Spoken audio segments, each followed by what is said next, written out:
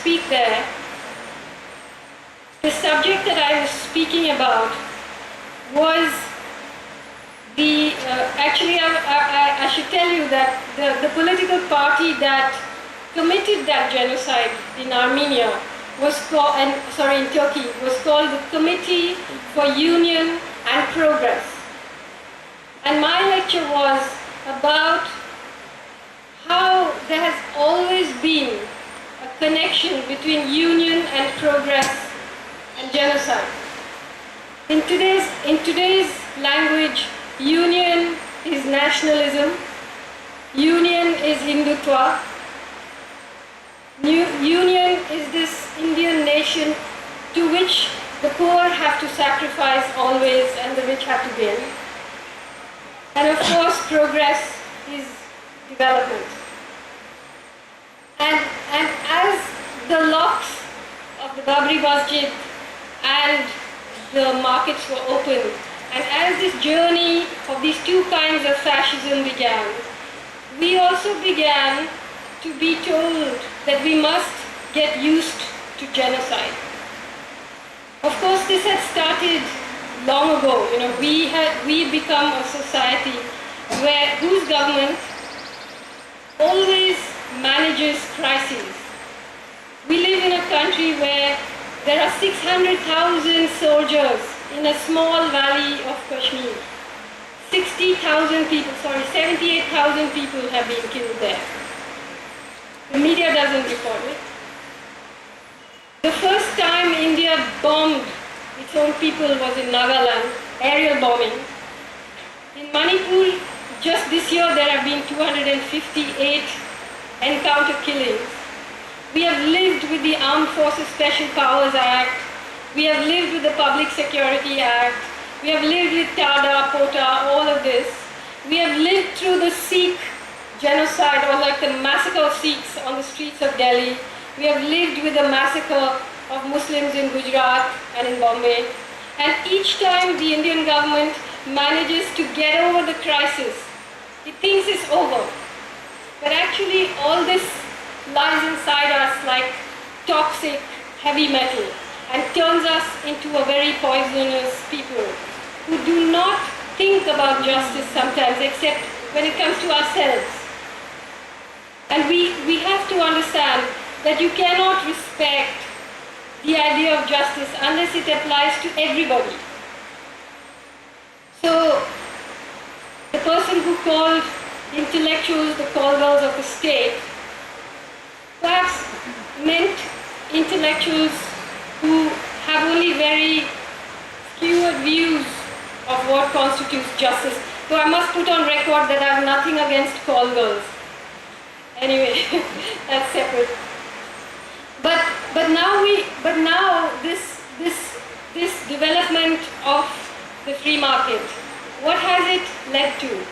It has led to what I call the most successful secessionist movement in this country, which is the secession of the middle and upper classes into outer space. They're a country of their own, and they look down and they say, what's our bauxite doing in their mountains? What's our water doing in their rivers? What's our iron ore doing in their forests? Because they believe it belongs to them. And so they have to go to war to get it out.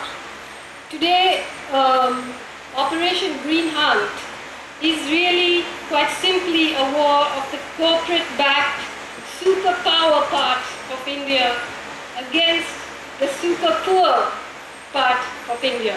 It's a war against people who are living in conditions of absolute famine. But of course, the government keeps talking about how, there cannot be any areas that are not under the writ of the Indian state and so on. But let me pose this to you. Let me say that what the government wants is not peace, but it wants a war. It needs a war. And I'll tell you why. In 2005, the Prime Minister of India said that Maoists were the greatest internal security threat to India. Nothing like what's happening now was happening then. But something else was happening.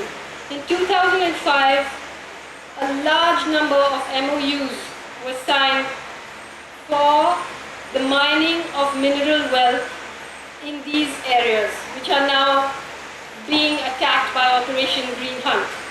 Because if you look at a map of India, the forests, the rivers, the minerals, the Adivasis, in some cases the Maoists, and most importantly the MOUs are all one on top of each other.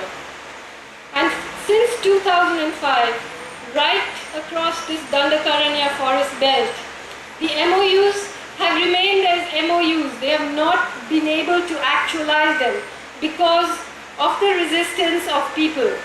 Maoist resistance in some places, but other kinds of resistance. In Orissa, in Jharkhand, it's not only Maoist. There are all kinds of resistance movements that have held off the biggest mining corporations in the world. The biggest. Vedanta, Tata, Rio Tinto, POSCO, all this. The mining industry is not used to this, let me tell you. The history of the world, the darkest parts of the history of the world is the history of mining.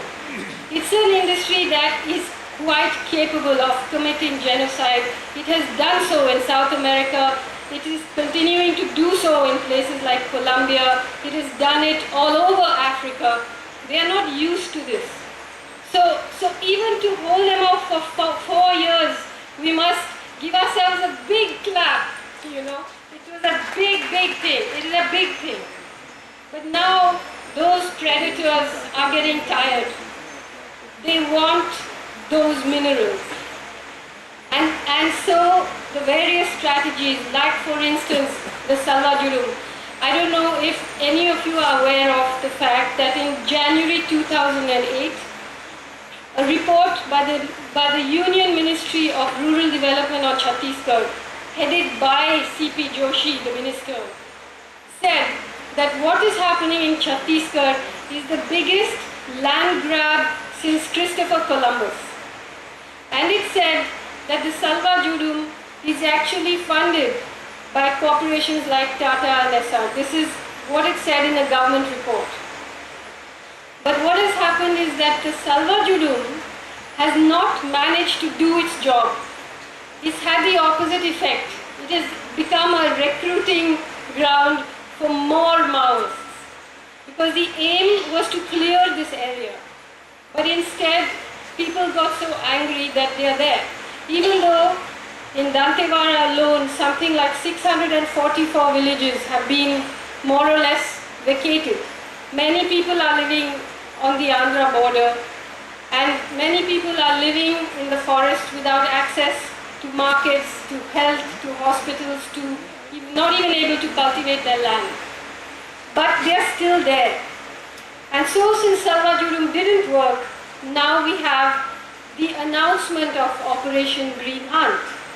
And the reason that the government announced it so grandly and so openly was to see what civil society would do, was to see how are people going to react. Are they going to just say okay, in which case they would be emboldened?